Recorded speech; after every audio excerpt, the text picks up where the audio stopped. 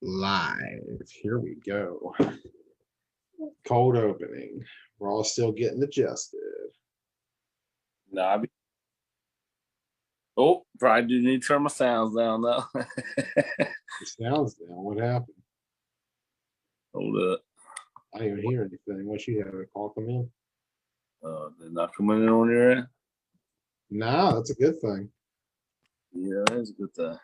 Remember the days of Facebook Live where we would be hearing like text tones and ringtones and all sorts of tones. Guys' phones getting blown up in notifications. Phones, and Good drones. times. Good times back in the day. Oh man, what a weekend for flag football. Three champions crowned in the first day of August. What a monumental occasion. Yeah, Albany, yeah, up there in Albany, they crowned two in A and B. Congratulations, Punishers, on their A chip victory over the High Rollers.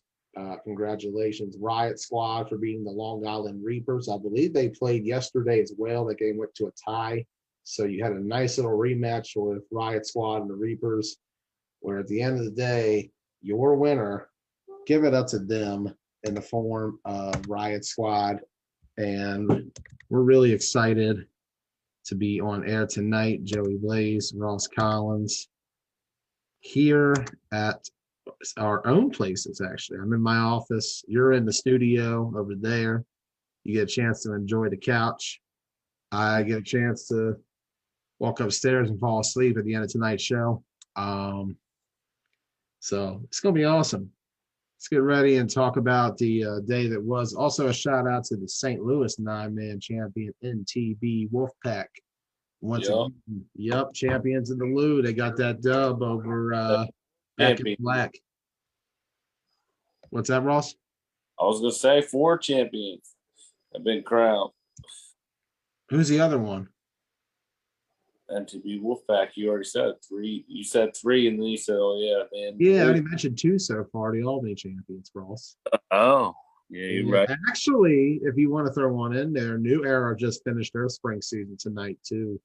They crowned a champion as well. Our guy Jerome Russo, other Predator Productions, he was over there covering that event. It just went off the air about 2 hours ago, hour ago, somewhat like that. Shout out to them for finishing up their season. Great time, great occasion up there in New Era. I'm trying to figure out who the winner was, and I believe it was the Hawks who got the dub over the Rebels, who we'll get a chance to see the Rebels in Charm City. But first, let's talk about the weekend that was in 9-man. Like we said, St. Louis crowning a champion, MTV Wolfpack. We're going to get a chance to see the Lou go out there and play for the first time in the circuit since nationals in the form of Show Me Football this weekend. We have not seen the other teams. We have seen players from the Lou pop up, but we're going to finally get a St. Louis team out there. Good to see the Lou back on the circuit. I'm looking forward to seeing what the NTB Wolfpack do come nationals, because it's a guarantee we'll see them then. I do wonder how many of them make the trip, though, to Baltimore this weekend. Who's coming from where? Because you got to think about it. In 9-man flag football, this is a major tournament coming up in Baltimore this weekend with the Charm City Classic. And with a lot at stake and a lot of free time for a lot of guys and that ambition to play, it's hard to say who's going to be there. What do you think, Ross, going in? Like, you're coming into a tournament like this, what's your game plan on terms of preparing and trying to put together a team? Where are you looking and who are you looking to build with? Coming into something like this, Yeah. How do you come into it? the same way I come into everything. Build the best team you can and win. Pull from the best, find the best. Yep. That old TBT strategy Yep. worked out pretty well. Worked out real well. My opinion is I always want to go for guys who are trained in multiple positions. I want guys who you can go and plug anywhere, any place when needed. Guys that'll listen, guys that you'll work with. Anybody who I always say is not already with the squad in the tournament is automatically a free agent in my eyes. there's no harm, no foul in asking. It's hard to tell who you can get and what could work out and what could benefit both sides in the end. You never know when it comes to a tournament what can happen. In a tournament like this, anything and everything will happen this weekend in Baltimore. I'm really excited for the Charm City Classic. Always a great event, and I'm really looking forward to seeing who ends up getting the tournament championship. But first, we got to go over these rankings we got because, well, I got. Ross, I know you give your input. You always have your opinion. Um, let's take a look at some of how I've been ranking it. I know we did it a few weeks ago. We ranked all of the DMV teams and the leagues this year. This one, though, we did something where we put a provision. If you have not traveled at any point this year, I'm not going to include you. Mostly because this stuff is a little more reserved for play across the country and everywhere else, wherever, how far we go, not just league play or regional play.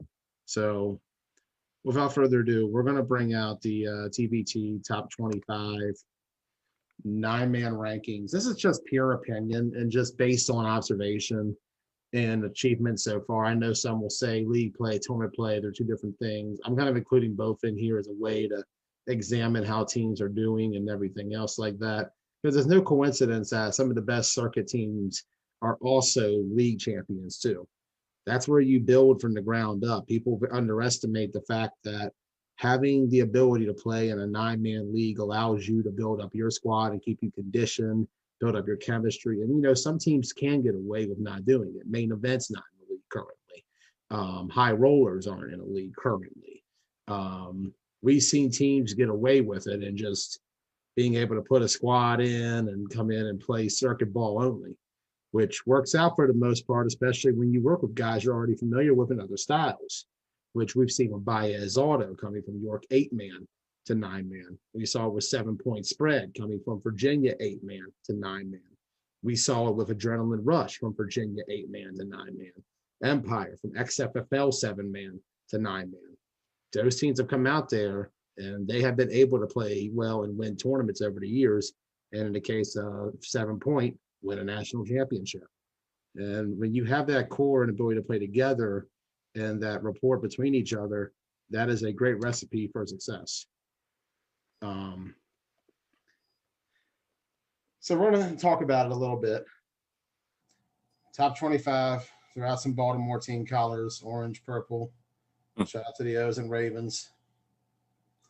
We're going to take a look at this. The North teams are orange. That's teams that are north of York, Pennsylvania, where I consider to be the northernmost point of this region for 9-man. Maybe Shippensburg. I'm not sure which one's a little up on the geography. I have to research it a little bit. And teams in purple are teams in our region. So we're going to go ahead and play it. Yes, it's yet another old school slideshow. Enjoy. Just like you were back in 10th grade or something. Or for you old heads, I don't think you ever saw a lot of these back in the day. Good, better than, I guess, using the old projectors that we've had back in the 90s. Yeah. Could you imagine if I busted that thing out and we used that? The projectors. A They're projector. pretty sweet, though. They just got real hot. Oh, yeah. Those things would overheat in a heartbeat. But let's see what goes on here in the rankings. This are the teams that are debuting at Charm City that have not played 9-man this year on terms of any tournament play. You take a look at it. It's the Jets first off in the OMFFL. Core group played as one motion last season. They'll be coming back to league play. They were supposed to come out in the spring. However, for whatever reason, they had to back out. And so they'll be making their debut at this weekend at the Charm City Classic. Looking forward to seeing how they come out. Outcast is the next team. They're based out of New Jersey. I don't have much information on them. We talked about that, the Northern rankings on Thursday night. I can't really speak on them, but we'll see what they can do. Show Me Football, they're marked in yellow because they're not from the North or South. They're from the West. The gateway to the best B team in 9-man flag football, NTB Wolfpack, and some of the best talent out there in the country and teams out there. St. Louis 9-man. I give them a shout out. They finished up their season. Show Me Football is going to show out. I'm looking forward to seeing them. Skinny and Preston, they put in the work. They did a good job getting that team prepared for nationals. Remember, they played Rideout very tough at nationals. That was a 6-0 Rideout win, but that game came down the wire. They're going to have a very interesting game with the Maryland Titans right out the gate on Saturday. And so I'm really excited to see how Show Me Football does. Ross, you had an opportunity to cover Show Me back in nationals. Give me your impressions on covering that Show Me team. It looked like a solid squad. It's one of the squads, if I had to put my finger on it, I would say they were missing, like, back then at least, they were missing just that one key piece, or maybe the 2 key pieces that just really sealed the deal for them. So definitely don't sleep on them. I would not sleep on them 100%. You got to think, like, the state they're from, the league they're in, there is definitely a lot of talent they can bring out there. That's one of those things going in where you have to wonder who is going to be with them this time. Right. Remember, I think this squad is going to be a little different than what we saw at Nationals. I think this squad might have that 1 or 2 pieces that I just talked about that they're missing at Nationals. I'm just saying. Yeah, and I think this squad's going to be one of those to look out for come day 2, because they're going to come out there. They're going to love the experience. Something brings you to life down here in the DMV when you play in a tournament, and it can really bring out a lot of greatness, especially traveling out to a tournament, the Charm City Classic, where you've seen the likes of Main Event and Strong Island compete. Remember, back-to-back A-Chips, they faced off. A lot of great teams come down here. This is an awesome event every year. Glad we're finally getting it back. Baltimore Spartans, OMFFL, they're returning to 9-man after a few years' absence. They're a former league team from back in the day. Chris Wright and company. I had a chance to watch Chris Wright on a few occasions going back to when he was with the Chargers. In fact, Ross, you faced off against Chris Wright at the 2019 Charm City Classic on the Maryland Raiders against the Chargers. Memories on facing off against him and the Chargers that day? Well, I mean, I only played offense for the Raiders, and I barely got in. So great times. I to give an evaluation on the Chargers back then, that they had a good mix of old and new. They just had to make it work. That's all. You gotta make it mesh. So maybe that's what the Spartans will do. I don't know.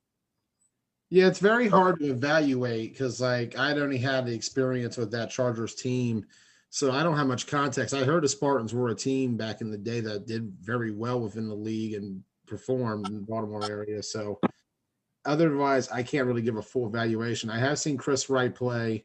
Got a chance to see him for the Chargers in Charm City. Then he came out with the Raiders, ironically enough, at the Capital Classic as quarterback for them. They ended up having a decent fight with AFN. They were competitive. I thought he actually had them playing a little bit better than where they were with previous quarterbacks on that team, whether it be with Andy Hoffman or Ian Fisher, and put them in a position to be a bit of a more competitive squad. I felt like he elevated them. The next time we saw them was on Combined Forces at Worlds. Remember, that team was a missed field goal away from beating the NTB Wolfpack in the first round that day. Remember that morning kickoff, NTB almost lost to Combined Forces.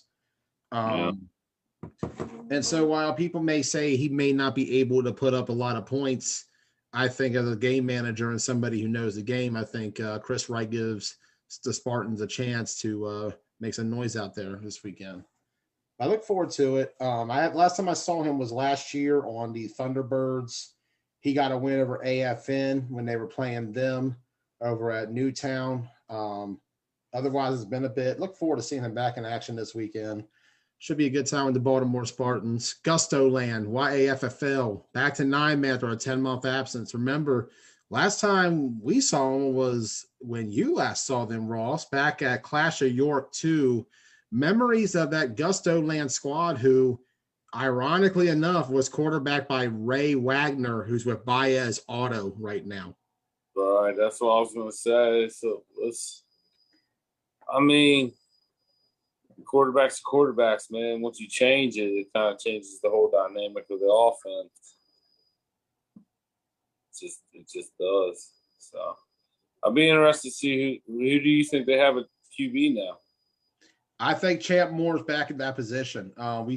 We saw Bob at YAFFL just win 8s a few weeks ago. Gusto, that has been their only play this year, is in York. 8-man. They've been up there playing.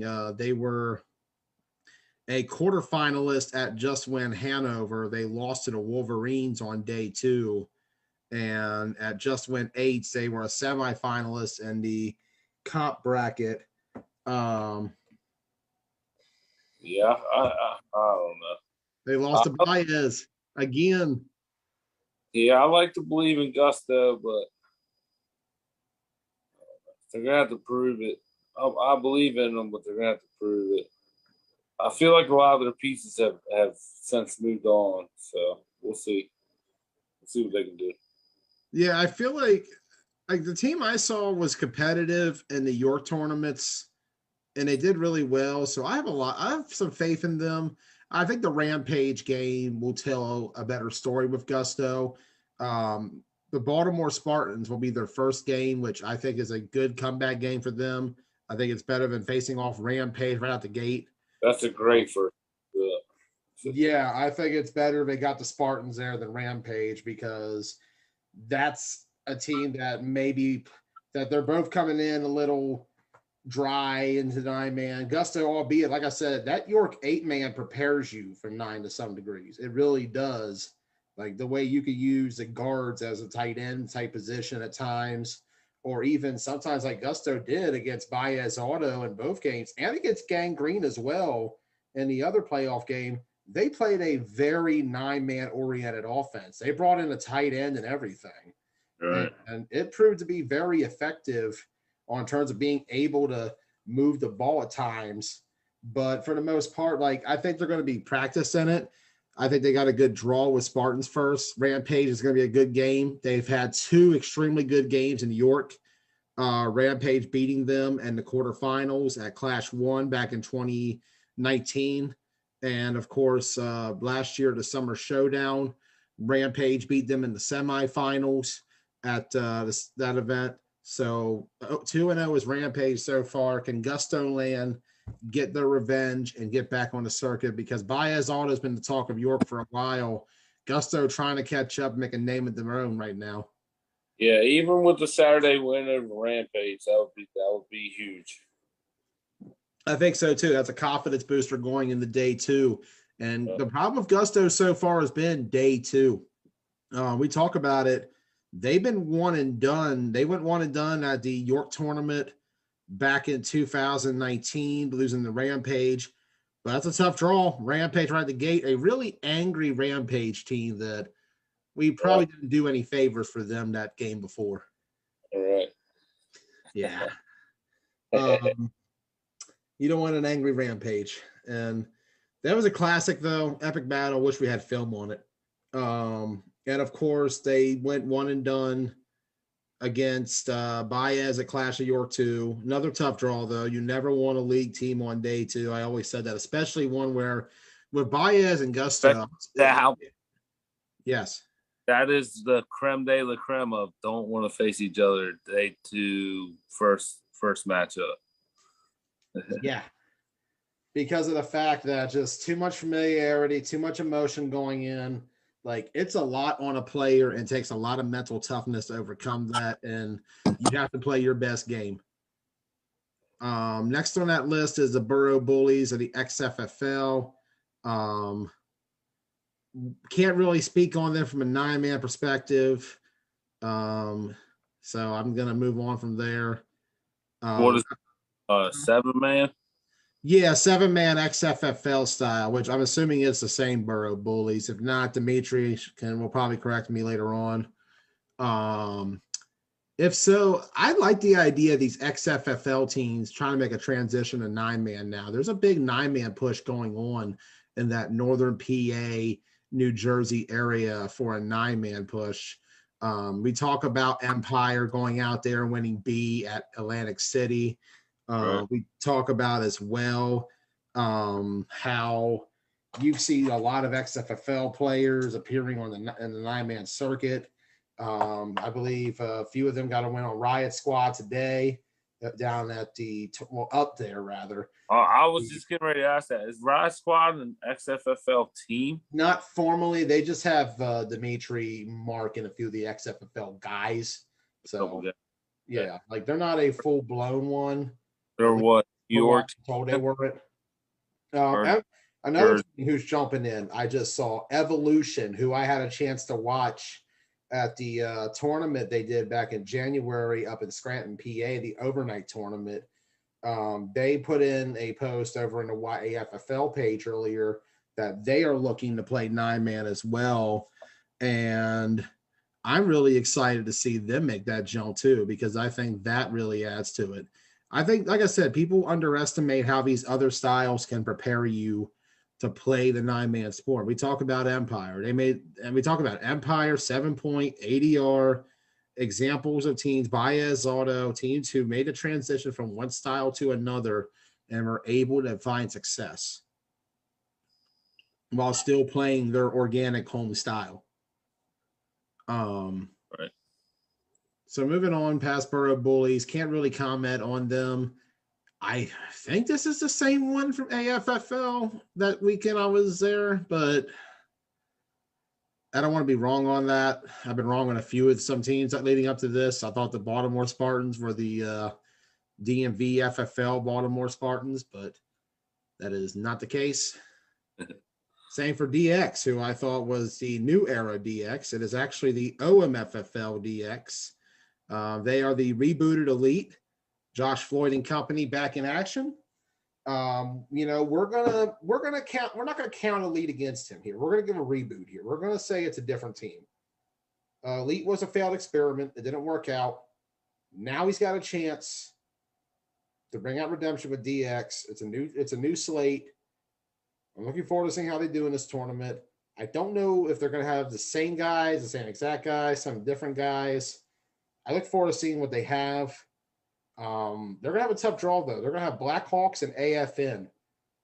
That's a big baptism into the circuit, Ross. You know yourself, having played against both Blackhawks and AFN, just the physicality in the trenches, which is something that we saw DX struggle with when Elite was playing in OMFFL. That's what I was getting ready to say. That's my main concern here is the trench for DX. Because he had that problem with Elite too. I know. We said we weren't going to count it against him, but I don't see how you can't. I'm not going to count it against him in a record sense, but you got to. It's one of those things that, like, if there was a place to improve off of, that is where you improve. I hope he started there and worked his way out. I think. I'm hoping that there's something more to it. There's been some time to prepare. We haven't seen Elite play since May 2nd, I believe, was the last time we saw them. That'll be about 3 months by the time Charm City hits. That's plenty of time to rebuild, recruit, rewrite, and restart what was a team that didn't quite have the best start. You had their first 2 games, Ross. You had actually all 4 of their games. Yeah. Wonder how that happened, Joey. Actually, no, you missed the May 2nd one because of reasons. I did. You did 2 of them, and then I don't think we covered them week 2. Yeah. But there is some footage out there if anybody's trying to find it. But like I said, it may not be the same team. You know, Josh has some time. I think he'll bring a squad out there. I'm excited to see what he's got. I hope it's not the same team. Well, I shouldn't say that. Because, like, even when they did show up, they only had about 9 or 10. So even if like this, I hope it's not the exact same squad. Right. I hope it's something where he built something around it, added more to it. and we'll give it something like Right. give somewhat of a boost to it, like something where it'll be a lot better. Like he'll find, I think it's going to be a more fine-tuned squad. Like having He talked to Josh a little bit at Ocean City, he's very smart when it comes to yeah, knowing this game and knowing what it takes to succeed. knows And he no line, so he can sit back there and do the work that he knows he's capable of doing. yeah, He if needs he, no line though. that's the thing. He needs that O line. All right, moving on now. We're going to go down this next slide. Did not meet the minimum requirements. I have an 8-game minimum. 148 Outlaws, I mentioned the other day, were on this list for the North rankings 1 and 2. They were supposed to be in Lydia's Legacy. I was informed they dropped out. Now, if they did play in the league this year, someone give me that info. I couldn't find information. Perhaps I wasn't seeking out the right people on it. But that's what I have for them. If they had met the qualifications, like let's just say they won their league at 10-0 or something, I'd probably have them in that top 10 range because they're that kind of team. It's no slight to them. I just try to set a minimum just to keep it interesting. So that way you don't have one team play a year and just kind of throw it off a little bit. I like to be able to try to like keep something that's a fair evaluation based on a minimum standard, which 8's going to be the standard because 8 by that point is a full season worth of games, or at that point can qualify as 2 tournaments depending on how you do. Like if you do get that Sunday win. So to me, that would be something that's important going forward with this. As I keep experimenting with it, like I said, it's something new we're doing. It's kind of a lot different than the rankings we used to do in league stuff. So we'll see how it goes. But like I said, 148 didn't meet the minimum qualifications. They won't be at Charm City. We'll probably see them in Rhode Island, though, which by that point, I don't think they'll have enough either unless they make a run. We'll see how it goes. We're doing this all the way through nationals, so it's no disrespect to them. I think they're a great team. They should have had that Punishers game just got away from them with just too many turnovers. Remember 3 pick sixes and a pick 2 in that game by Matt Bailey. A rough afternoon as the Punishers got that win 26-14. But give it up to the Punishers. We'll talk about them a little bit more later. They have been on a hell of a run this summer. I think they're playing their best ball this year. But moving on now, Ross, you had the 148 Outlaws. What were your impressions on them against the Misfits? Good defense. Yeah, that was the one thing we both noticed about them was the defense. Defense, that's good ball. D-line, all that good stuff. They got Izzy. Every time I've seen them, well, they didn't have Izzy in Atlantic City, though, as far as I remember. But you had a chance to see him back at Nationals, I do believe, when you covered the Punishers game, I would think. Yeah, and Nationals, they did have Izzy. Izzy's a dog. Yeah, that defense can really bring it, like, when they're on it. Like, that team plays extremely good defense. I think the one thing we both said was the offense was the only thing missing in Nationals. Yeah. And you thought about they brought in Matt Bailey and his guys, which I think is always a good strategy. It worked out for second gen. They got an A chip from that. But as we mentioned, just too many mistakes against Punishers. Like 20 of the 26 points the Punishers had were on picks. That's I've never heard. It's rare to see a defense score 20 points on interceptions like that. Right. And that was more points than the Outlaws offense were able to put up. And as a result, Outlaws won and done on Sunday. They definitely had potential, though. They really did. I liked a lot of what I saw on that team. We'll see more of them soon, though. I know league ball's kicking off in Rhode Island, so we'll probably hear a little bit more about them up there in the fall. We'd love to get up there sometime soon as well. Top Dogs 2-5. They actually, from what I heard, and this has been tough because Lydia's Legacy, I wasn't getting a lot of information on it. This is just from what I've gathered so far. They were a semifinalist in the B bracket of Lydia's Legacy. Top Dogs were. Huh. Yeah, they beat the Demons on day 2. Really? Yeah, Top Dogs made a run. I think I think this is actually a team that learned something. I don't know where they're from. Maybe this was a closer tournament for them and they had more guys or they were just a little more ready for it. From what I gather, they did really well. This is a record I have at the moment, but they were able to get somewhere in this tournament and they made a run. I might be a little off on that record, but that's what I got from the information I've received. And they overall made the semifinals. Really looking forward to seeing how they continue to grow. Right now, if they were to meet that minimum qualification, I would have that team somewhere, I would say around close to about the lower 20s, if not slightly there unranked. It's just a little early to evaluate them. Had they won this tournament, it'd be a different conversation. Yeah. Because we would say, okay, so maybe this is truly who they are. It's one of those teams where I really hope I get a chance to cover at some point because I'm not able to give too much information on. If anybody from Top Dogs wants to get back to me on anything about them, let me know. I didn't get a chance to see them in AC, but I do hope to see them more. Neither, I don't think. What's that? I don't think I did either.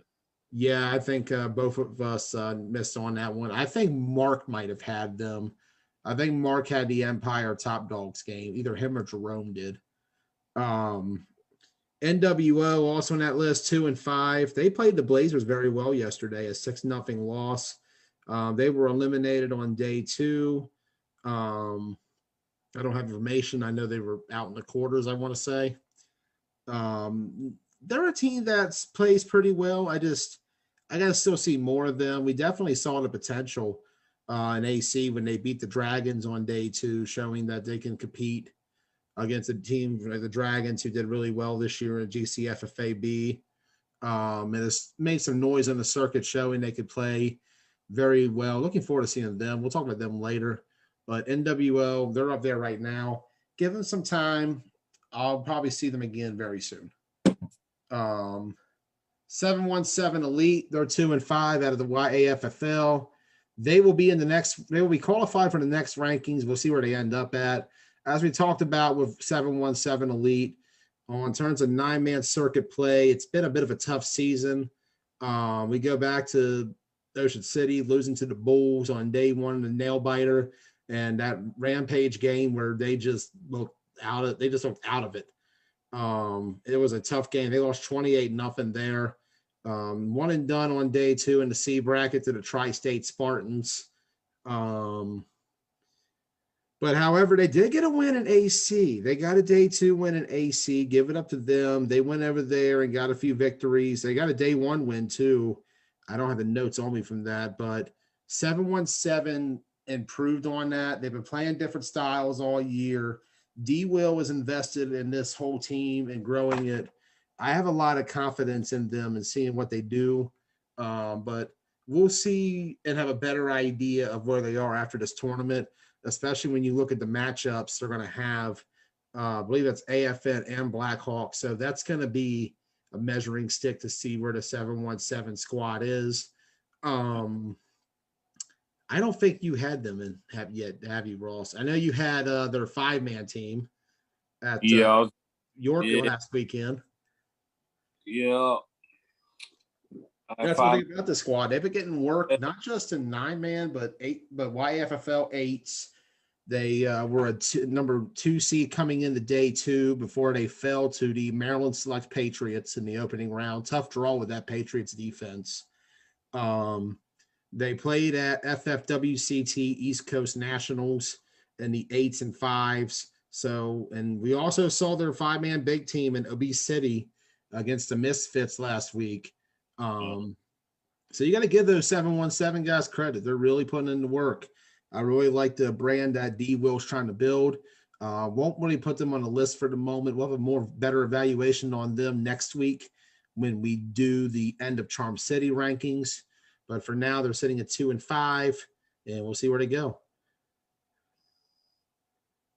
Up next is the Blazers at 4-3. They were a semifinalist at Lydia's Legacy A. Fell to the Rollers in that semifinal. AC, we saw them as well. They beat the Lions. They put up 32 on that defense. They gave it to them in that game. However, No Mercy Scorpions got them both times. So Blazers, they just have been up and down for this year. They're not going to be at Charm City. So we're going to see what ends up happening with them. They won't be in the next rankings either, but they're a squad that you never want to sleep on. You saw what happened. They got to the semis at Lydia's Legacy. Had they won that game, they would have qualified for this ranking. And honestly, I'd have them in that top 10 range easily. But for now, they don't have the minimum qualifications, so we're going to leave them out for the moment. But next tournament or whatever 9-man league they may join, if that does ever happen, they would definitely be eligible. And they are definitely a team that would be in that top 10 range. Yep. This team as well, Baez Auto, 4-2 out of the YAFFL. Ocean City B runner-up to Rampage. Baez has only played one tournament this season. They were also at National. People forget they lost a nail-biter to the St. Louis Spartans, Baez Auto did. The eventual runner-up of that. But Baez in 9-man this year, 4-2. Fell to Rampage in the championship in OC. Had a hell of a run in OC along the way, though. Beat the Tri-State Spartans, fell short to the Bad Boys, beat FOE, knocked off Riot Squad, beat Brick Squad. This team had a great weekend. Just fell short against Rampage. Ross, you had Baez Auto against the Bad Boys. Your impression of Baez? Great game. Great game. Baez is a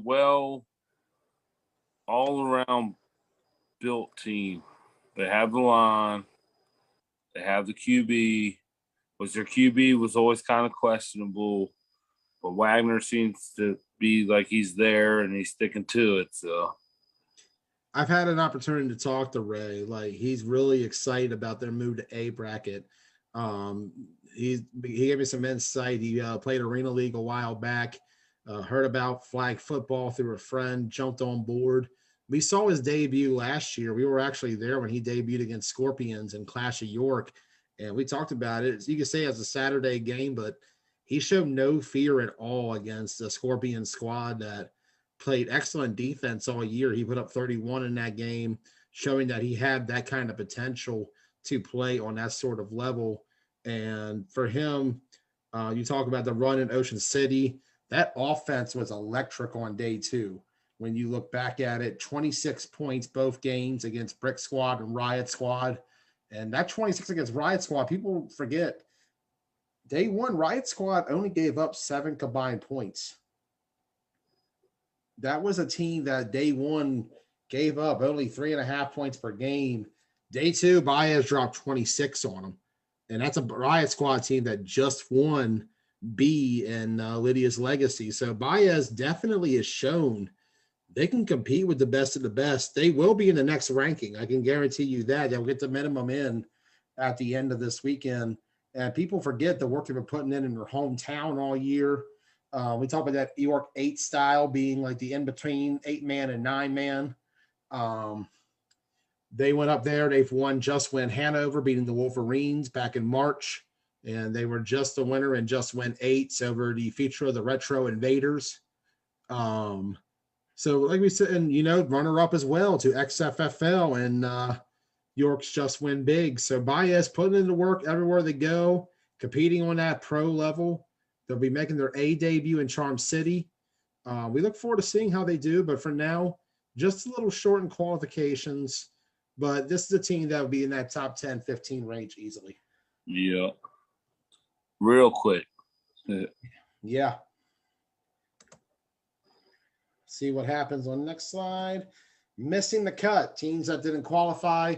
845 gang I listed on here. They were actually going to play in Lydia's Legacy. I heard they backed out as well, so they haven't played in a circuit tournament yet, but I'm going to count them for now. 3-6 out of the GCFFA. We talked about them the other night. Hopefully we'll get a chance to see them very soon. Brick Squad, this is an estimate. I don't have the exact record. This might be wrong. This is just from the information I got from Lydia's Legacy. 4-3-1 out of the East Coast flag football. Their best performance, OC against, they fell to Baez in the semis. Not so great performance, I heard this weekend. So, unfortunately, a step back for Brick Squad. We'll see how they bounce back next time around. They won't be at Charm City, but I guarantee they'll be at Rhode Island. That's for sure. 100%. Maryland Venom, 5-12 out of the OMFFL, semifinalists at Ocean City C bracket to AFN. That's their most notable achievement. They did play Rampage tough, falling in the quarterfinals to them 7-0. Venom is always one of those teams that'll come out there and give you a fight all the way through. However, just not enough to make it for now. Ross, your impressions on Maryland Venom? I'm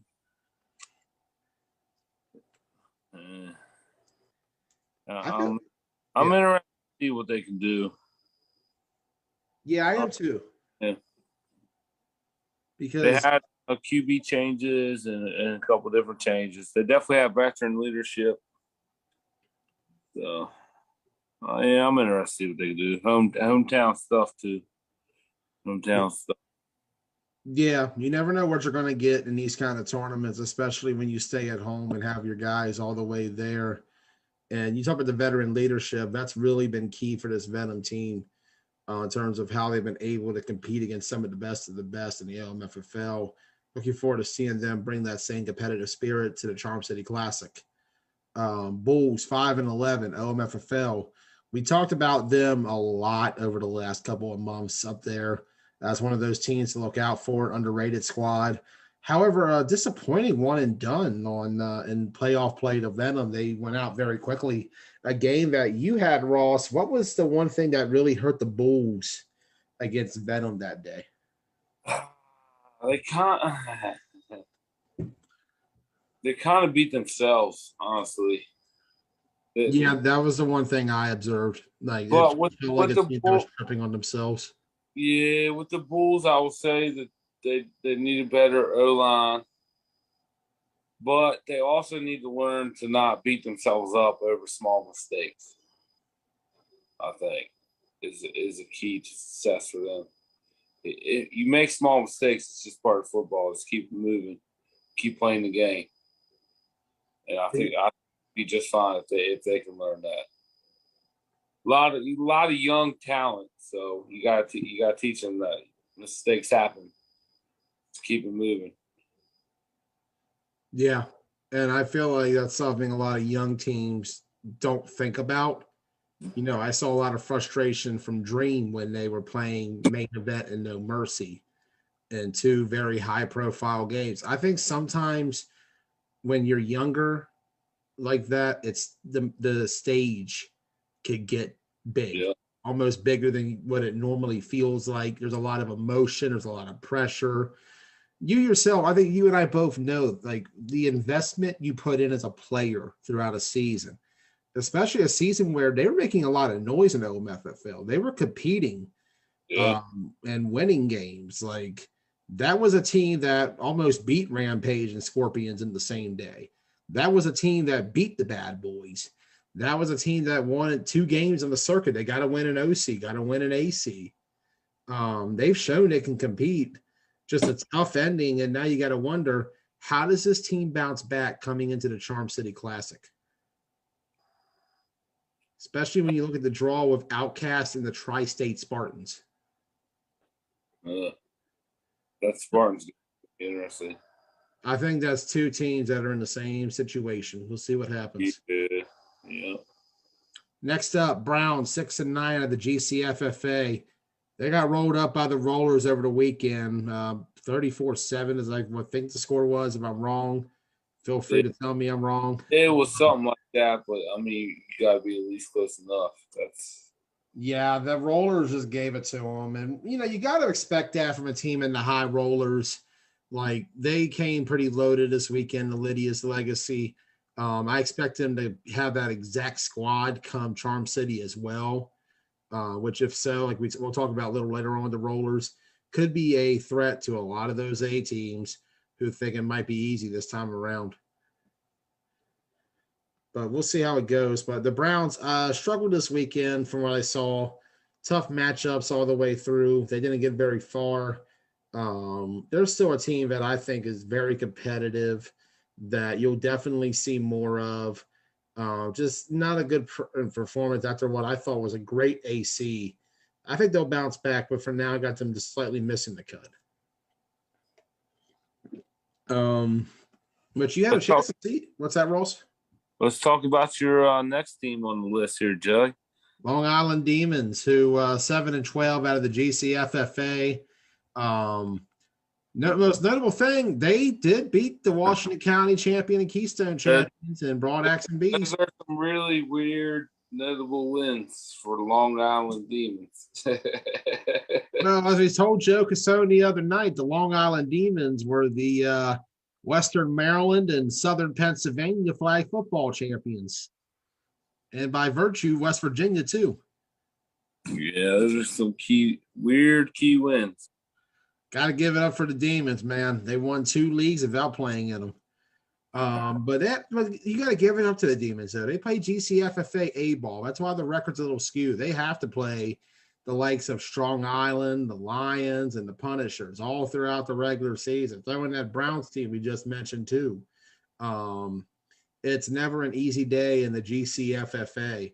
Long Island Ducks as well, they got to compete against. We've seen the Reapers. They're starting to become a competitor out there in that Long Island market. Joe and company, they're going to compete. They're always going to play tough. Tough weekend for them. Knocked out they took a loss to the Punishers on day 1, and then day 2 eliminated by Top Dogs. That was a big surprise earlier this morning to find that news that they had fell to Top Dog. That's all I was getting ready to ask, how they did up there. 15-12 is what the loss score was. I think they were 1-2 on the weekend. Eesh. It's tough, man. Like, it's a lot. It's very deep up there up north. Like, we don't get a chance to see a lot of the northern teams down here in the DMV, which is why it's always a privilege, and I'm always glad to go out there and see those teams in their home leagues, because it allows you to really see what it's like and how good they can be. But Demons have been struggling this year. They're unranked as a result. 2 teams that I don't have listed. On the last one, I meant to put Dirty Birds. I keep forgetting about Dirty Birds. They haven't qualifications yet. I do think their league's rebooting soon, so we'll have the Dirty Birds on here soon. They're a team that plays really good defense. I give them a lot of credit. That defense is really sharp. They held Rampage to 7 on day 2 at OC, which says a lot about that defense. Yes, it does. So I'm looking forward to seeing how Dirty Birds do in Charm City. The other team that I have missing the cut here is Chang Gang, 7-3 out of the GCFFA. Haven't really seen them in a tournament this year. They're players that probably been popping up with Deuce and company. You know, that's the thing about Deuce Dutch. He brings a lot of players to this game. Give him a lot of appreciation for that. He's teaching a lot of young kids coming out of high school and everything else, the sport of flag football. I think his recruiting never stops. You got to give him credit, man. That's what I like. Like, I like your recruiting should never stop. And I think this sport is a good thing for the young kids to get into. We talk about how a lot of guys at 4-State got started. Like Derek Dehaney on Misfits started at 17 playing down in Virginia. And look at him now in his 30s, considered one of the better receivers in the area, playing A-bracket ball for them. Guys can really grow out of it. And you get kids hip on that right after high school in a tough period where a lot of guys aren't playing ball anymore because they're either not in college or not playing in a rec league. I think this really helps. And I think they'd be a good team to watch out for. They did travel on a circuit. We're glad to see Chang Gang out there and what their league team had. So we'll see what happens next time around. Out of all the teams in here, the only ones you're going to see are Venom, Bulls, and that's really it. I don't think the Demons are in Charm City. I didn't see them on the schedule. So Venom and Bulls have an opportunity to make a push to get into the rankings. Everyone else will probably sit out here for a little bit longer. I only ranked 25 teams, and let's get to that now. But first, to explain the rankings, when we did DMV, we also included league teams. Same for when I did the North rankings. League teams will be included, but if you did not travel this year, I'm not going to put you on the list. because there's no proven out of conference play, as I call it. And while teams like NTB Wolfpack and Back in Black and Show Me Football and the St. Louis Spartans and all the other teams, Cartel, Go Mode, all the teams out there in St. Louis, no disrespect to them, it's tough to travel. It really is, especially coming from that side of the country to here. So it's no slight to them. I would like to talk about the league more often and find a way to include them. But for this one, I left them out of the national rankings.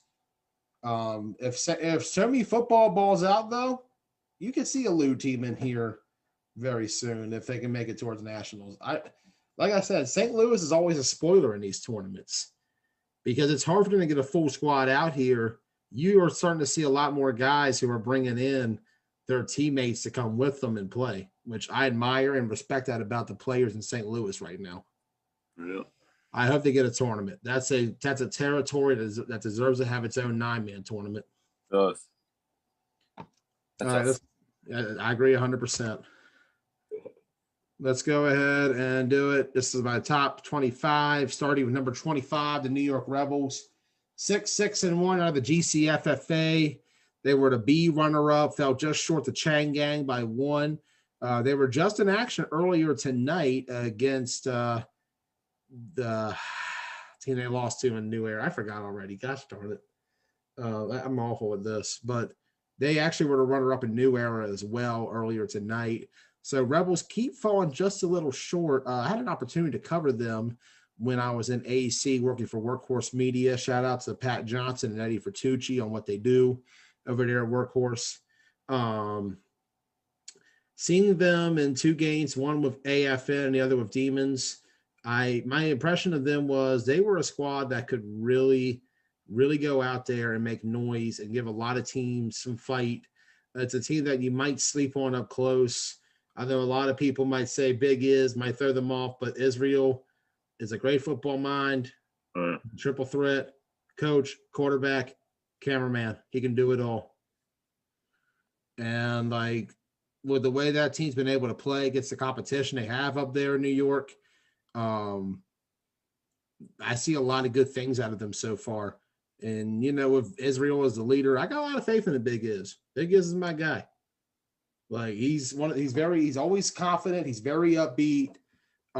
He might get a little upset from time to time. I always love it when you hear him yelling on camera during games. That always brings a laugh to me. Because I can relate. I can relate to that. Survivor days.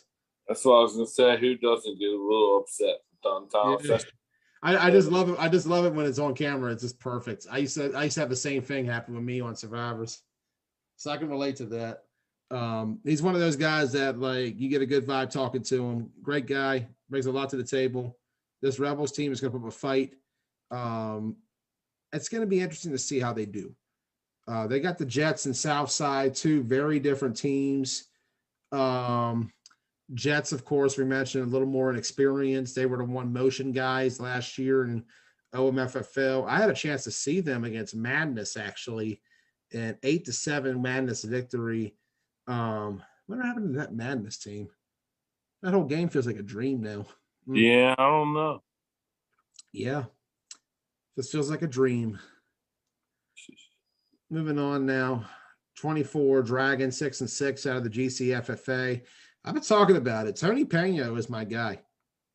Like he's my guy. That dude can ball out. I saw him in the downstate last year play a very good Nomads defense, tough, and fall just short. When I saw him at Worlds, I know I saw him again over at AC. He bought out in 2 games against AFN and against the Long Island Demons on what was a very short Dragons team. They only had 14 guys on day 1, but Tony Pena was a huge reason for their success. And we saw the other night, Toughly, the numbers he put up, 604 yards, 9 touchdowns. He is one of those guys who will ball out no matter what the style is. He plays, he's played in downstate 8-man as well. That's where he got his start at from what I believe. Tony can ball. And if he comes down here and they can bring in the talent they have up there, The Dragons have potential in this tournament. I'm really looking forward to seeing what they can do. Number 23 I have is the Blackhawks, 7-8 out of Maffel.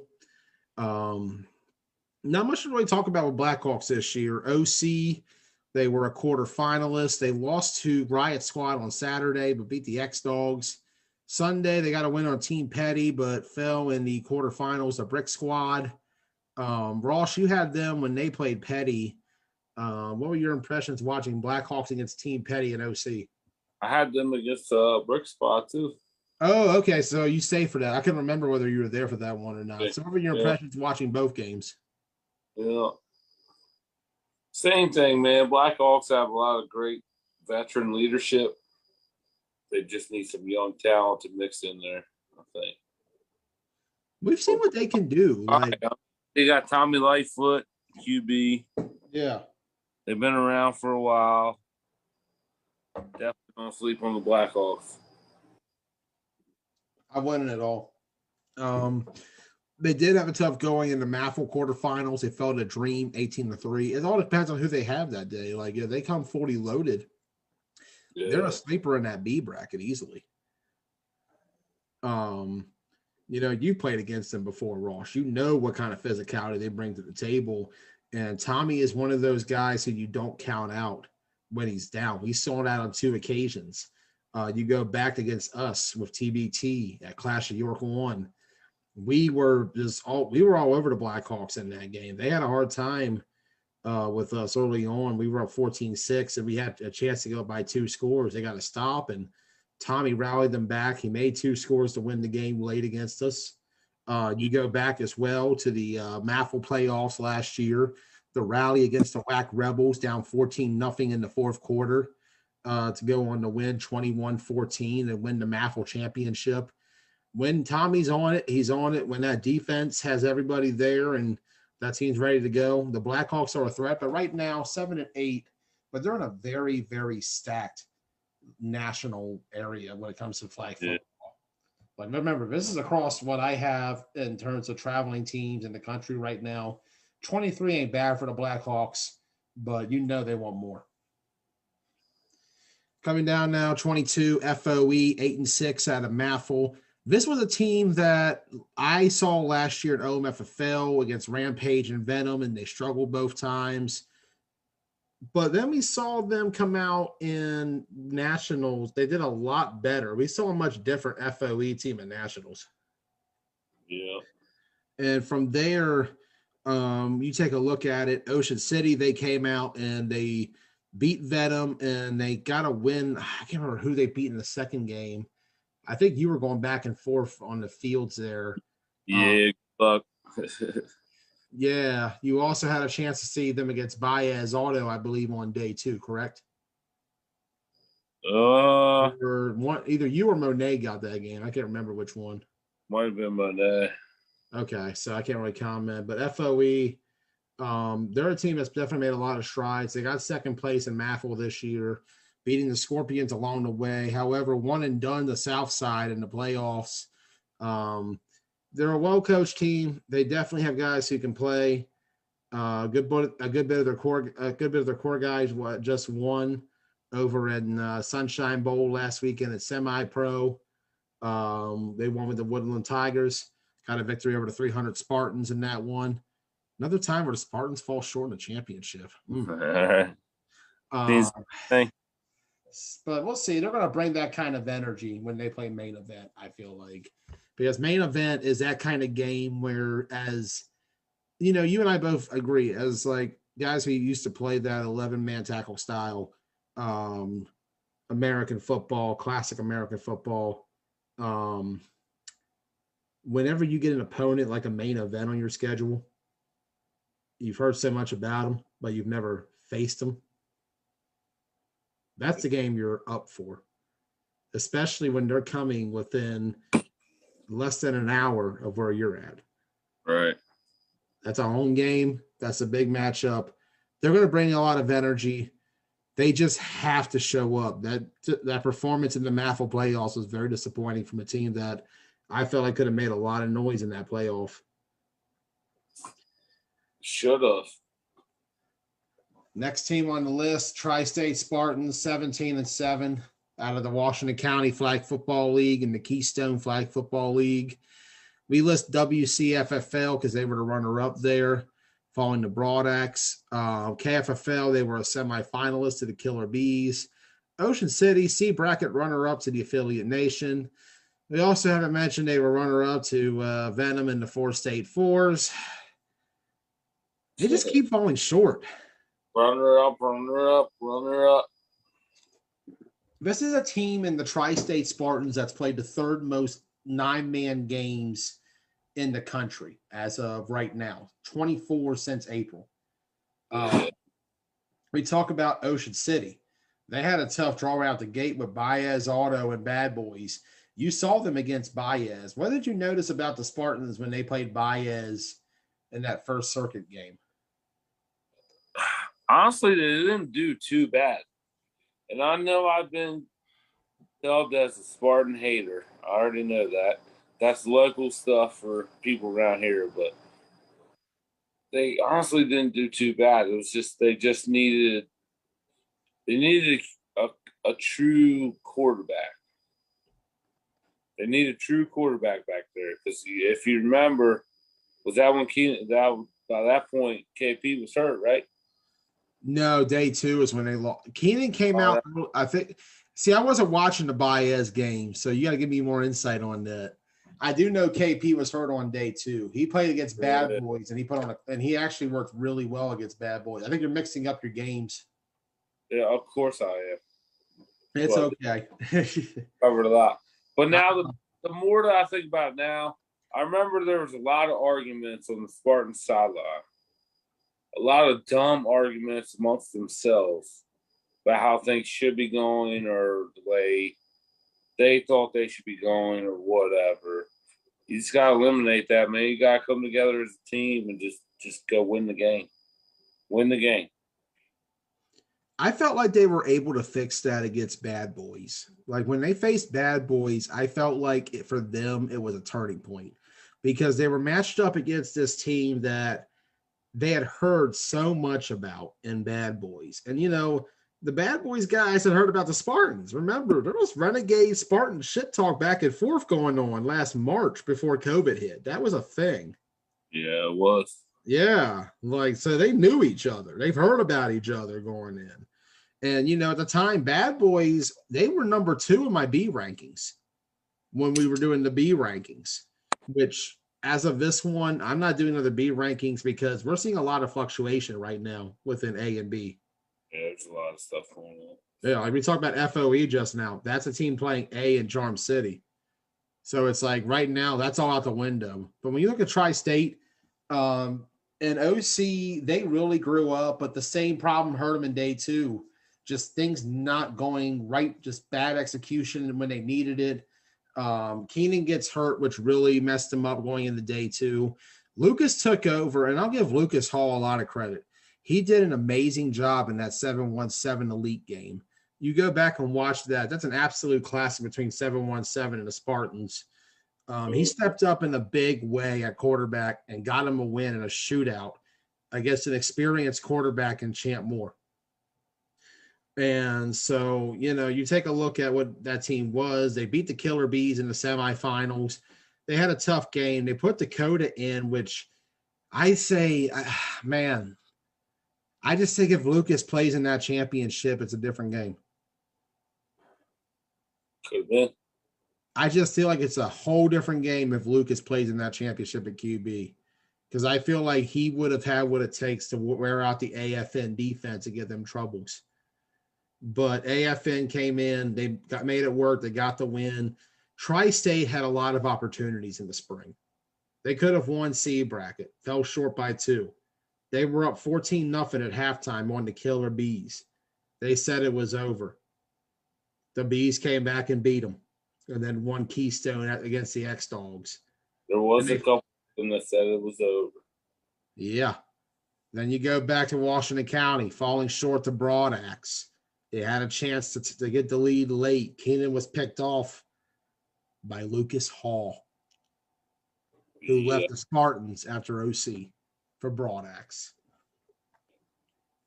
That's been the one thing that's hurt the Spartans, just stuff like that. Life and its little twist of fates. Let's go down the list again. We're going to go to 20 through 16. Number 20 is AFN, 9 and 10 of Maffel. C bracket champions over the Spartans. Talk about the performance in Maffel this year. They beat Petty in the 8-9 game.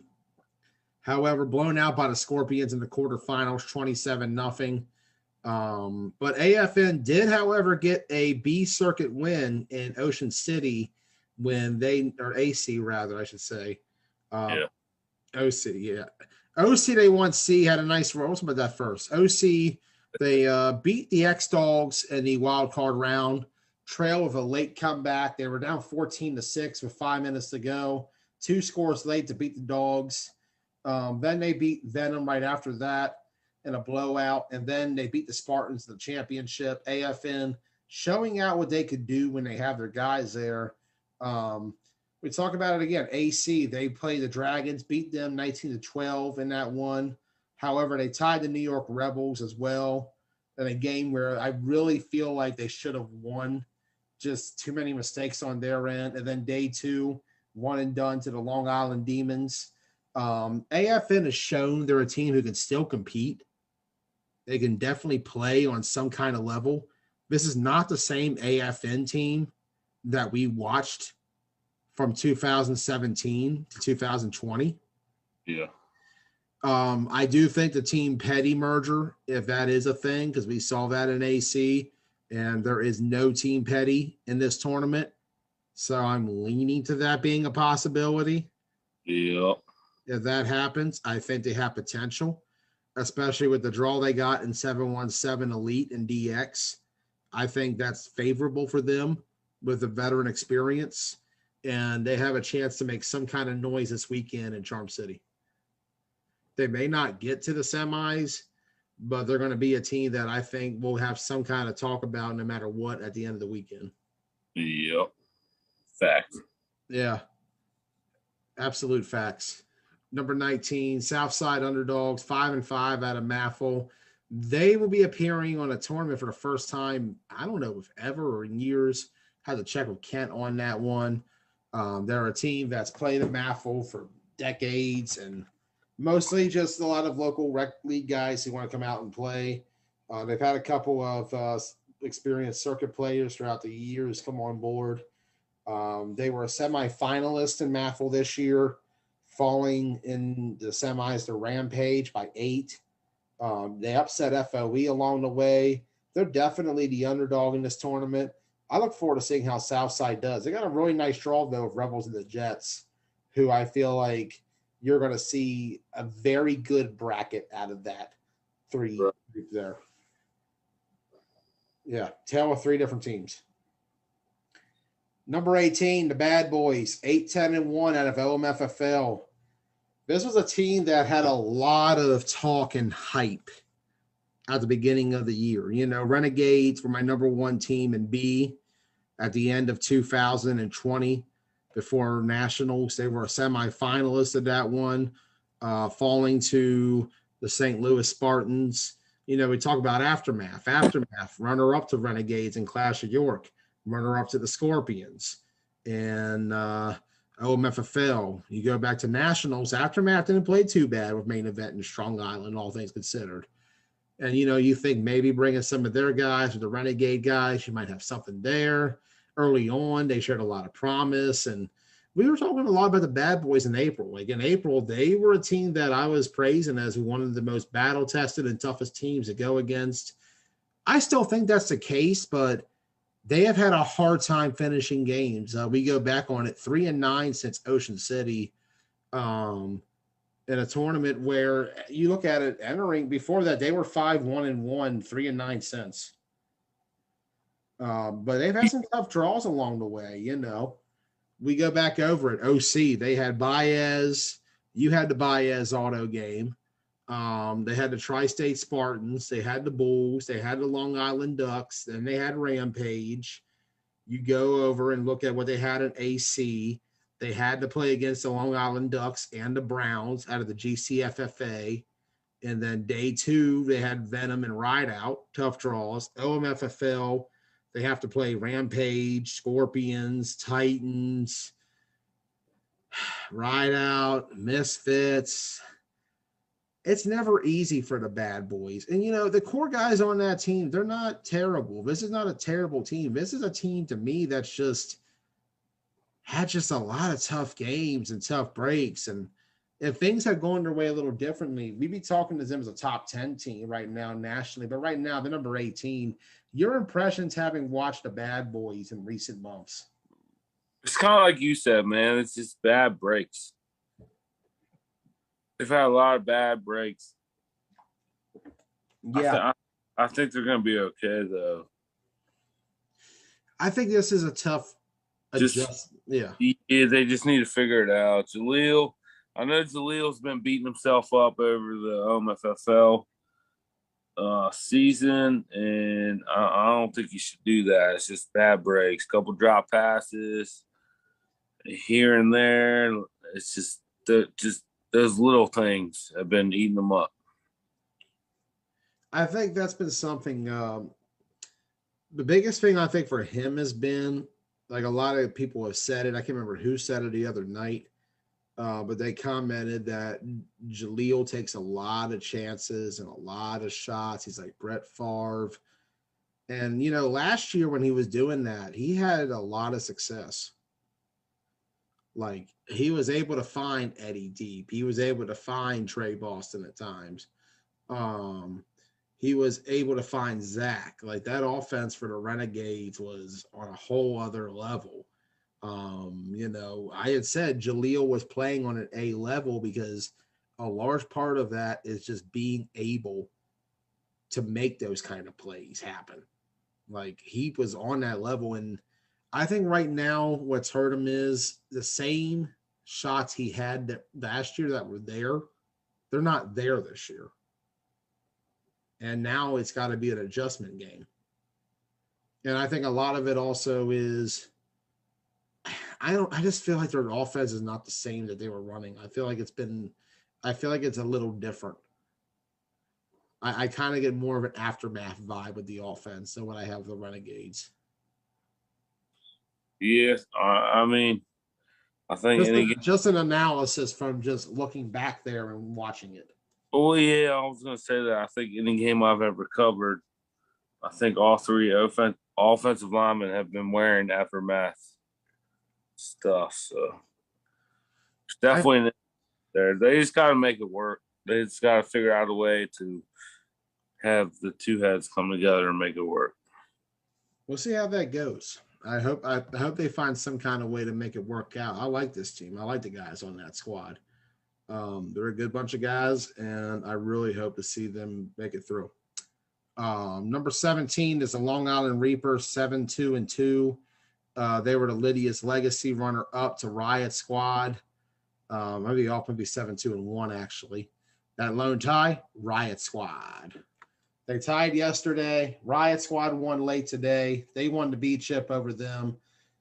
But this Reapers team, they're a lot better than that. They are a legitimately good squad. They had a really good run over in AC, semifinalists falling to Empire. Here today, they fell in the championship, the Riot Squad.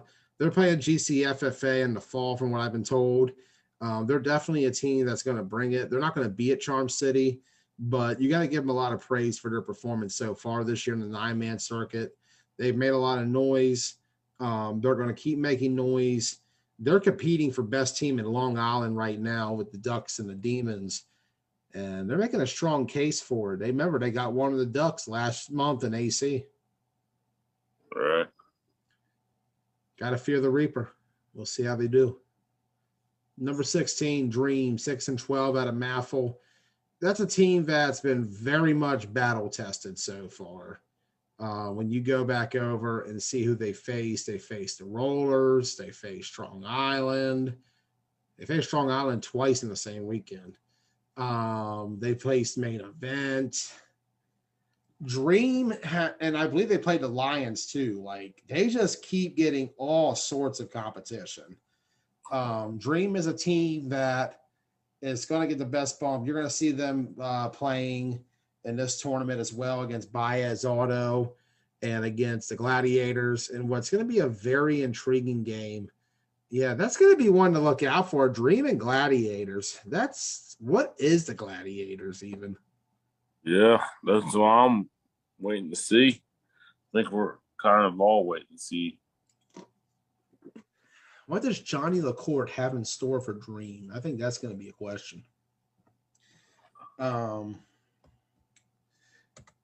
going to keep going. And I didn't mention Gladiators as debuting earlier, so I apologize for that. Kind of rushed through the best I could on this one, need the graphic out. So my apologies. Add Gladiators to that. We won't have a position for them yet, but don't sleep on Johnny LaCourte and company. He's a proven winner in this game. And I think he can definitely find lightning in a bottle again. 15 through 11, number 15, Elite Rebel, 6-10-1 out of the OMFFL. TJ Holston and company have embraced the competition. Some teams, bless you. Some teams, it's all good. Some teams stray away from it. Some teams don't like competition or out-of-towners coming in and playing against them. But the Elite Rebels don't care. They will face anybody, anytime, any place. And they have come out of a lot of intensity in these games. You go back to that Lions game over in Ocean City, 35-34, absolute duel between TJ Holston and Jeff Costa. They showed that day they belonged on the A circuit. And then right after that, they beat the Rollers on day 2, a very good Rollers team. That's going to be a rematch on Saturday. I really look forward to that one. AC, they played against Main Event. They played Main Event very well for a first time against them. They didn't shy away from them. TJ played with the same intensity and heat, and that carried over in the next game. They fell short by just a point to the Strong Island Bulldogs. Unfortunately, what's that? I said, yep. Yeah. Unfortunately for them, one and done on day 2, fell to the No Mercy Scorpions.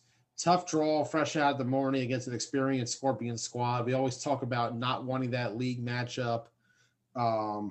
OMFFL quarterfinalists, they fell to Ride Out, who we have next on the list, 10-6-1 on the year. This is a team at Ride Out who is putting together one of the best defenses I've seen in a long time. What do you think, Ross? Oh, yeah, that's a fact. That defense is oof. As an O lineman, would you even want to face it? I mean, I'm always down, but I would go into that one knowing I was getting ready to work, though. Yeah, they're one of those teams that will make you work through every play. They've fallen just short, though, a little bit this year. Semifinalist to Rampage and OMFFL. You had a chance to cover that game, Rampage and Ride Out. Your impressions on the last time we saw them against Rampage? It's kind of like exactly like you said. Defense was there. Man, they met a damn good Rampage team that day too. So there were just a couple mistakes, a couple interceptions thrown here and there. They didn't need to be thrown, but I think they'll be all right. I think they'll be all right too. They're going to have an interesting draw. Punishers and elite and not elite, high rollers they got. That's going to be a hell of a test for that team right out the gate in A bracket ball with Punishers and the Rollers, the two teams who just played each other in the A championship about a year ago. Yeah, it's a crappy draw. Yeah, that makes it an even more interesting matchup with them now. And we'll see how Ride Out measures up this weekend in the A bracket. Number 13, Empire, 6-3. They won the Atlantic City B championship of a Ride Out. They were XFFL champions in both the New Jersey League and the XFFL overall championship. So give a shout out to them. They had a great June. They really did. Lydia's Legacy, tough draw. They lost to the Ducks yesterday. got a win, however, in their second game, but they were out early on to the Punishers in the first round. So Empire falling just short in their A debut. But they're a team that has shown to me they can definitely compete. Unfortunately, we haven't had an opportunity to see them yet ourselves on the field. So hopefully we'll have a chance to see Empire before the year's out. They won't be at Charm City, but they will probably see them sometime soon, hopefully. I would think so. Yeah, I think they're not going away. We talked to Ryan Tapia the other night, and he was very excited about what this team can do. Number 12, Maryland Titans, 11-6-1 out of the LMFFL. This is a team that has improved tremendously this year. This is a team that a year ago with the Titans, I would have described them as a middle-of-the-road team that will give you a fight, but they won't usually come through because they just don't have the full what really takes to win. But nowadays it's a little different. Like, years ago, I first saw them in Hagerstown. They had a lot of the core guys they had last year, and they had won that tournament. This year, they've really turned a big corner, and I think are playing the best ball they ever have. We talked about the changeover. Doc coming in at QB, bringing in his offense. You had Charles Rivers coming over. That was a big gain. They've come along, and they've built up a hell of a squad along the way. Semi-finalists to the Scorpions and LMFFL, 3 overtimes it took. They took the Scorpions to 3 overtime. Basically 2 games. Yeah. This was a team that tied Rampage in the regular season. Circuit Ball, they've had a tough going so far. You go back to OC. They got a win on AFN on day 1, but lost to Brick Squad right afterwards.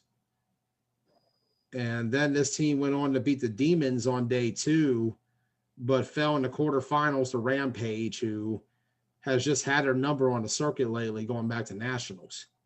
Right.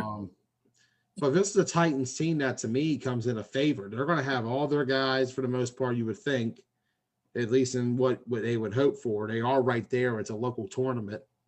Yeah, there's a lot of experience in winning on that squad at this point. There's a lot of intensity coming from them. They're going to come out there full throttle. You go back to AC. The Titans had a tough day too, drawing the Browns right out the gate. This is a team that's going to come ready. Remember, they're the only team that beat Empire in that tournament. Beat them by 2 scores. Ryan Tapia said the other night on Blunt Talk how the Titans really showed them what the 9-man game is. And that motivated them the rest of that tournament. The Maryland Titans are a team that when you play them that first time, they will give you an education on this game. Especially in tournament style. Exactly. They'll play Show Me Football and the Dragons. So looking forward to those 2 matchups, 2 radically different teams to draw there. I think Show Me and Titans, though, is going to be a very underrated game to start that month. I look forward to seeing what the Lou brings against a team in the Titans who is one of the best teams, if not top 5, top 10 of the DMV right now. Number 11, Long Island Ducks, 10-7-1, GCFFA. This is a team that I feel like is on the cusp of doing something great. They just keep falling short. Right. You go back to OC. Quarterfinalists losing out to the Bad Boys. Awesome game, amazing game. Back and forth battle between those 2. Just fell short in the end by 7. AC quarterfinalists again. You had a chance to cover the Ducks against Riot Squad. You were the last one to saw them actually, Ross. Your impressions on the Ducks against Riot Squad in that game? So that was an interesting game. That was a bad one. Riot Squad kind of had control of that game the whole time, I feel like. So, but you felt like the Riot Squad lost in the end? Huh? You felt like Riot Squad lost it more so in the end? Sure. I'm Okay. ready to pick up. Calm What? down. You're cutting in and out. Huh? All right, hold on. Let me turn my Wi-Fi on. So. Yeah, I'm about to say you've been cutting in and out. I couldn't catch up on what you were saying. My bad. Yeah, now you're good. All right. All right, talk about the Ducks. The Ducks bring intensity, that's for sure. Yeah, their guys are always hyped up. Like that Bad Boys game is intense to watch. Yeah, it's one of my favorite games still. So Yeah, yeah, that was a good back and forth with them and Riot Squad. yeah, But you felt like the Riot Squad controlled that a little bit more, I do. even though the Ducks got the win. Yeah. Okay. You're getting caught out on that right now in the comments. Comments. I know your ass has had a long day though. Yeah, I'm half paying attention. To be completely honest with everybody. I know you're making it through. You're working double full time at this point. Yeah. My apologies. 10 through 6. I think the Ducks, though, like I said, they're a team that always brings it. They play the GCFFA A bracket level, which to me is the hardest league ball you could possibly be playing in. You're playing 3 of the top 5, 10 teams in the country easily every season, but they just have not been able to overcome the hump on day 2. I think they'll get there. We won't see them at Charm City, though, unfortunately, but I do hope to see the Ducks again very soon. Number 10, Riot Squad, 8-3-1. They finally got over the hump, beat champion over the Reapers. Got to give them a shout out there. Riot Squad coming out there. They had a really good weekend. We had talked about it with Riot Squad before. They're a team that always has that potential, but just weren't able to capitalize on day 2. I believe you were there for the Baez game they played where Baez was able to get the win on. No, Monet had that one actually. Yeah. You saw the AC game with the Ducks, which you just commented on. I had them in nationals against the Blazers, and that was the only thing I said about them was their defense. Their defense always brings it to the tape, brings it. This is a squad that has a lot of intensity, a lot of fire. I really like watching Riot Squad play. They're one of those teams that I always say is a threat to whoever they're going against. Like that is a team you do not sleep on. And looking at what Riot Squad did this weekend to win over the Reapers, you got to give it to them. They were faced with a 4th and short for the Reapers, down by a score late in the game. Reapers could have converted and put it away. Instead, a false start happened. And then the next play, Reapers could have convert. Option play immediately. Touchdown, Riot Squad.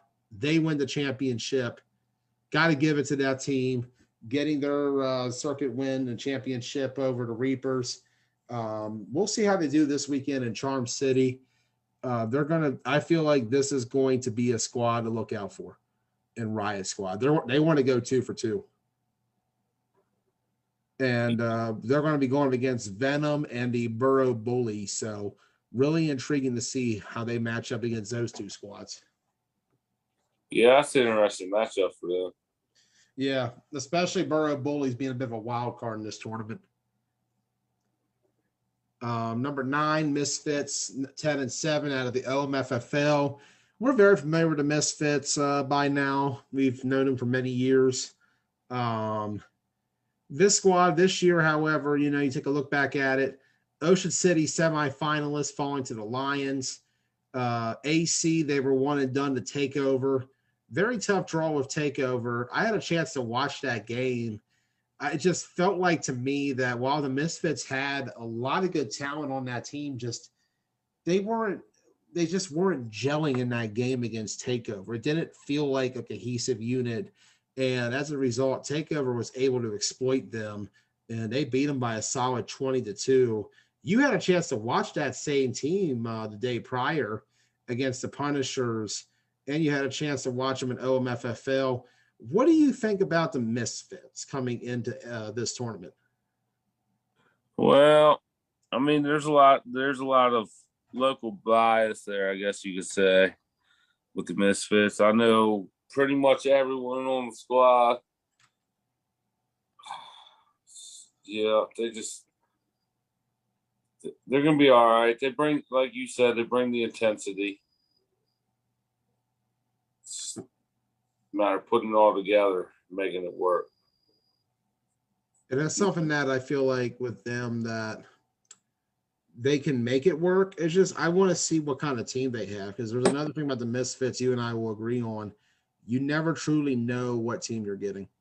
Right. That's a large pool to pull from of players. So you gotta see what they bring, who can make it, and all that good stuff. Vacations and stuff like that going on. So Yeah, it's going to depend on what kind of combination of guys they have, which I feel like is going to be the biggest thing with Misfits. Especially when you take a look, they got Gladiators and Baez Auto, which for Baez and Misfits, that's going to be a hell of a game to look forward to. yeah, that's it. I look forward to that one. That's going to be a great one. And then you look at the other matchup of Gladiators. That's a team that we don't even know what to expect. I literally have no clue. Yeah, like it's very rare you say this about a Johnny LaCourte team, but it's like, what is even a Johnny LaCourte Gladiators team now? No idea. So we'll see what happens. They're going to have two interesting defining games. This to me feels like a big weekend for the Misfits. I think they need this. Yeah, I would agree with that.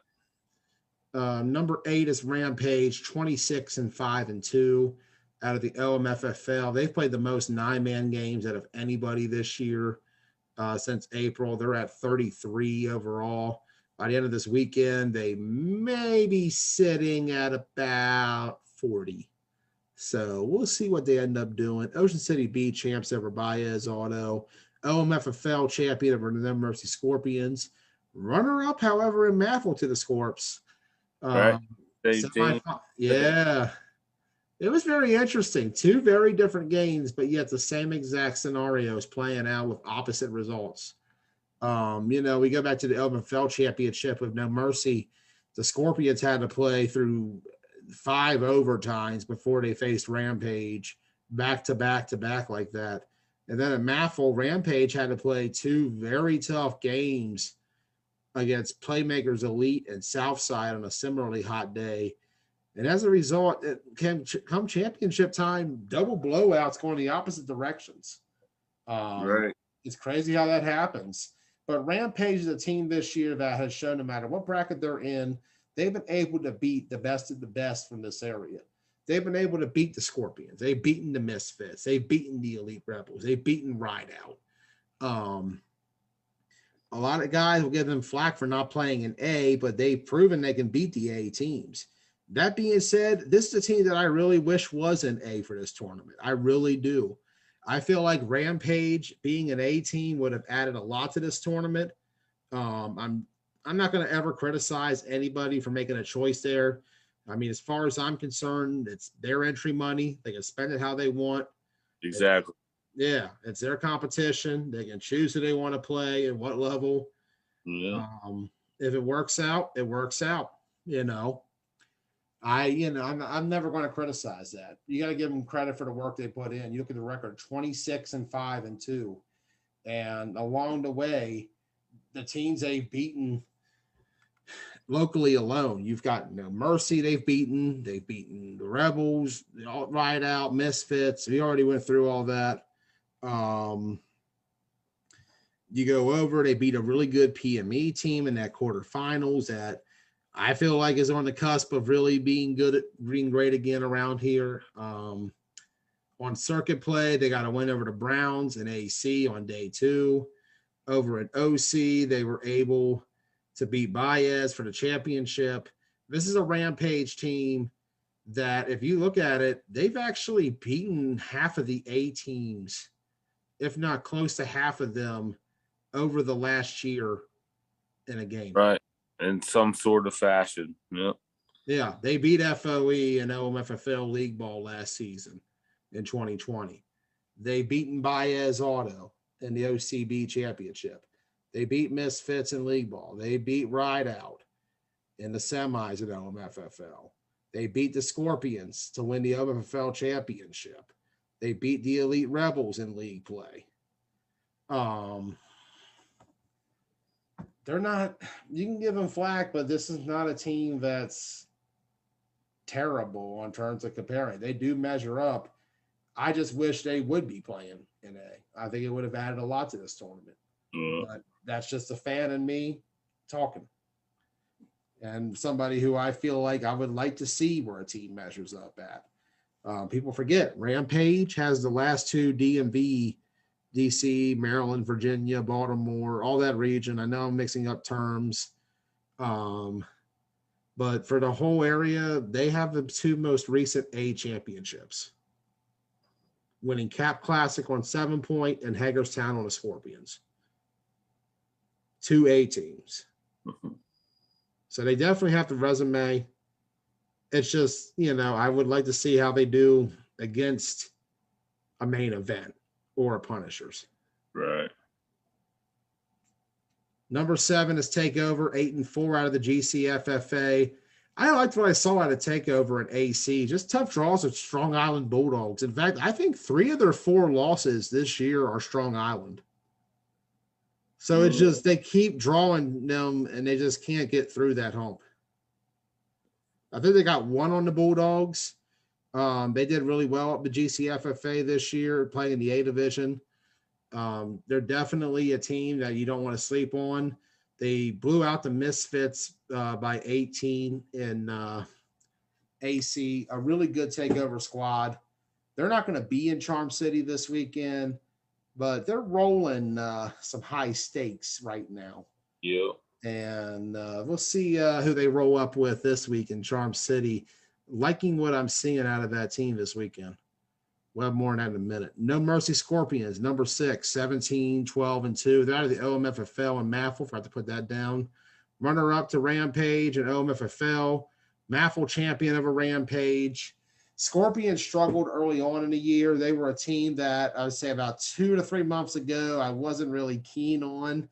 I didn't think the whole No Mercy thing was working out. And then we saw in June a corner was turned. Yep. This was a team that got to the semis in AC against main event, fell short in that game by 8. They were runner-up in Owings Mills, and then they won MAFL. They may not have the record to show that they're a top 10 team. 17, 12-2 doesn't sound that great. But at 31 games, a Final Four appearance in AC, runner-up in OMFFL, MAFL champion, No Mercy has shown they are that team that can bring it every single week. And they're a great model of success in this region. Yeah. You've seen it the last couple of years, Ross, the resume, what they've done. They've won OMFFL 6 times. They won MAFL for the first time this season. In their first season, I believe, playing in MAFL. Could be wrong on that. Don't know what's in the archives. You go back the last few years, this was a team that was the B champion at Capital Classic over Renegades, B Net World champion over the NTB Wolfpack. This is a team that always gives 100% every tournament. And I'm looking forward to seeing how they do. They're going to play main event right out the gate on Saturday. That should be a good one. Yeah, that's an interesting draw. Yeah, especially right after that AC matchup. How will both sides come out to start the day? Let's go over now, top 5. We're going to wrap this one up. Number 5 is the High Roller, 6-2. Just fell short in Lydia's legacy to the Punishers, but definitely showed that they're not dead yet. A lot of people were counting them out after AC. I think the High Rollers are still out there. Remember, this is a team who was very close to knocking out main event at Nationals. Looking forward to seeing what the Rollers do this time around in Charm City. They're going to want some retribution against the Elite Rebels on Saturday. I would suspect so. Yeah. Number 4, Lions, 11-4-1 out of the GCFFA. Ocean City A runner-up. Just to know, they also joined Rhode Island 9-man, so they're going to be playing there. this fall. So looking forward to that. Ocean City A runner up to the Bulldogs. They were just short in that game, 17-16. We talked about it late. The rally by Strong Island. They convert the 4th and 20. Craig kicks another ball into the water. Wild game. Bulldogs got the win. Lions and AC, just not a very good weekend. 2-2. Lost to the Blazers on day one. Beat the Scorpions, however. 3-0 was the final there. Great defensive battle. Right. Knocked out Dream on day 2 right out the gate, but eliminated by Main Event in a very close quarterfinal matchup. We can't count the Lions out. I'll never count out this team. They're always one of the best teams out there. They're not going to be at Charm City this weekend. Unfortunately, they weren't at Lydia's Legacy either. We'll probably catch them in Rhode Island, though. They're going to be at their home tournament, that's for sure. I'm looking forward to seeing how the Lions do the rest of the year. Number 3 is the Punishers, 15-3 now out of the GCFFA. A champions over the Strong Island Bulldogs. Lydia's Legacy A champion over the High Rollers. What a summer it's been for the Punishers. And honestly, I thought they weren't that bad in AC either. AC Punishers came out pretty light, but they brought a lot of heat and intensity. You had a chance to watch the Punishers, Ross. Your impressions on them and AC with what could be argued was a pretty light squad, all things considered. Yeah, it was definitely a light squad. But still found ways to get it done. So yeah, I'm interested to see what they bring to as moving forward to Charm City. I'm interested to see what they bring to Charm City and exactly what they're going to do there.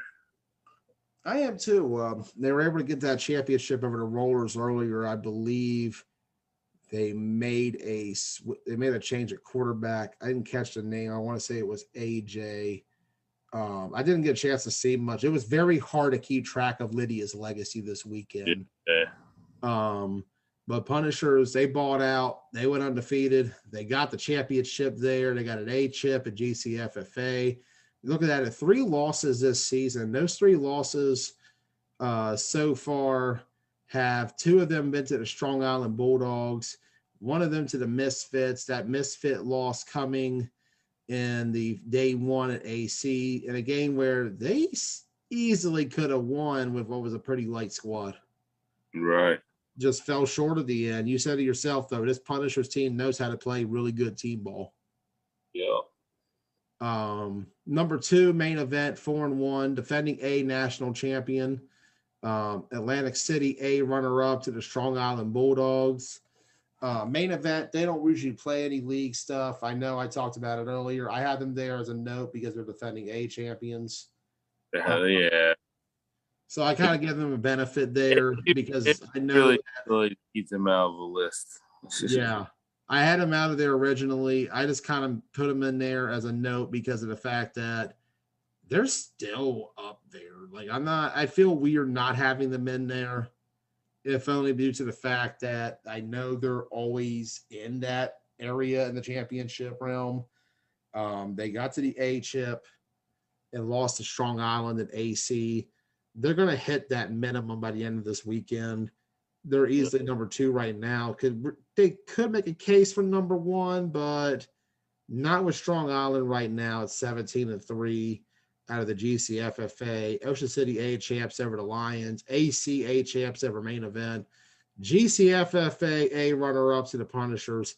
What a spring for Strong Island. They're definitely strong coming into the summer. However, we will not see the Bulldogs this weekend. They will be taking off back-to-back 9-man tournaments and playing at AFFL the next 3 weeks if they can make it all the way through. Sweet. So best of luck to them. But if I were to talk about who my top 5 is, it's these 5 teams right here. Those are my top 5 in the country currently. The other ones we have 6 through 10. They're close, maybe if any of these teams, like if say the Scorps or Misfits can take one this weekend, they might make a case to get in. But with how good the Rollers were, how well the Punishers have played, Lions being an A runner-up, main Right. event just putting in work. People have forgotten about how main event can just be like they bring it to the table, but they definitely have shown that they are one of the best. They don't have the record so far because one tournament they're doing a lot more like now. Like that's something that we've talked about. It. They're a flag football franchise. They're doing more than 9-man. They're trying to win anywhere, everywhere they can, and Yep. they definitely have that chance this weekend at Charm City to get a lot of that back, solidify that 2 spot. But they're going to have tough competition. You know, you look at it out of all the teams in here, main event, number 2, number 3, Punishers, 5 high rollers. So you have 3 of the top 5 participating this weekend in A bracket ball with Bulldogs and Lions in what I call a bye week. You go further back in this top here in the other 10 through 6. You have the Scorpions up there in the A as well, number 6 in the country.